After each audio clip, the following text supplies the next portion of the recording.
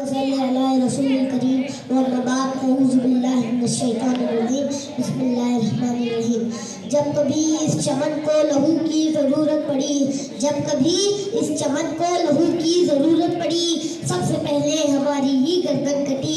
फिर भी कहते हैं अहले चमन, फिर भी कहते हैं ये अहले चमन, ये वतन हमारा है तुम्हारा नहीं। आज मुझे हैरत है कि हम हिंदुस्तानी इस बात को जानते नहीं, या फिर जानकर अनजान बन रहे हैं, या फिर ये मानना नहीं चाहते कि इस देश की आज़ादी में हमारी कौम का भी उतना ही हक है जितना दूसरों का, या फिर ये कहना गवारा न होगा कि ज़्यादातर हिस्सा हमारा है। इसलिए सबसे पहले हमारे आबा व अजदाद की कुर्बानियों को जानना ज़रूरी है। 100 बार संवारा है हमने इस मुल्क के गेसवे बरहक को, 100 बार संवारा है हमने इस मुल्क के गेसवे बरहक को। ये अहले जुनूब क्या बतलाएं, क्या हमने दिया है आलम को। हमारे असलाफ की कुर्बानियों को जानने की 3 वजूहत है। नंबर 1, हमारे बुजुर्गों, उलमाए कराम और हमारे आबा व अजदाद ने क्या क्या कुर्बानियाँ देकर ये आज़ादी हासिल की है। नंबर 2, तारीख को याद रखें, क्योंकि इस मुल्क में तारीख मिटाने और इसमें तहरीफ करने वालों की कोई कमी नहीं है। और तारीख को याद रखना और उसे दोहराना इसलिए भी ज़रूरी है कि हमारी माजी तारीख से खेल खिलवाड़ न करें। तीसरी वजह यह है कि वो फिरका परस्त जो हमारे मुल्क में रह कर हमें इस मुल्क से मिटाने की फिराक में है, हक अपना छोड़ के हमें जाना भी नहीं है, दुनिया के खुदाओं को मनाना भी नहीं है। चलना है मुझे बुजुर्गों की डगर पर, चलना है मुझे बुजुर्गों की डगर पर।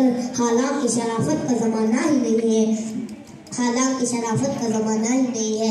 ये तमाम बातें हम नौजवानों और बच्चों को मालूम होनी चाहिए तो हमारी माजी तारीख पर फ़ख्र कर सके और इन्हें एहसास हो कि हमारे असलाफ ने सबसे ज़्यादा कुर्बानियाँ देकर ये आज़ादी हासिल की है, ये आज़ादी हासिल की है। और याद रखें, जो कौम अपनी तारीख को भूल जाती है उन पर इनकलाब नहीं अज़ाब आते हैं। और याद रखें, जो कौम अपनी तारीख और उनकी कुर्बानियों को भूल जाती है वो कौम जल्द सफ़े हस्ती से मिटा दी जाती है। 15 अगस्त हमारे आज़ादी का दिन है। जब जब ये दिन करीब आता है हमारे अंदर एक खुशी की लहर दौड़ जाती है, जहन के अंदर नगमगे छा जाती है, हर तरफ मुसर्रत छा जाती है।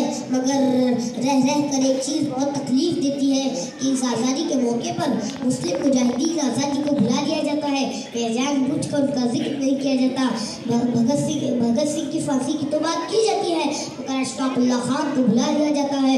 जंग आज़ादी में सबका जिक्र किया जाता है, और टिप्पू सुल्तान को नजरअंदाज किया जाता है, जिनके जिक्र के बगैर और सबसे बढ़कर मुगलिया सल्तनत के आखिरी तादार बहादुर शाह जफर के बारे में तो बातें ही नहीं की जाती, जिनके बेटों के सर काट कर अंग्रेजों ने एक तश्त में तोहफे के तौर पर पेश किए थे। फिर अंग्रेजों ने रंगून की कैद खाने में कैद कर लिया, जहाँ इन्होंने अशआर लिखे, लगता नहीं मेरा जी उजड़े दयार में, लगता नहीं मेरा जी उजड़े दयार में, किसकी बनी है आलमे पायदार में, किसकी बनी है आलमे पायदार में।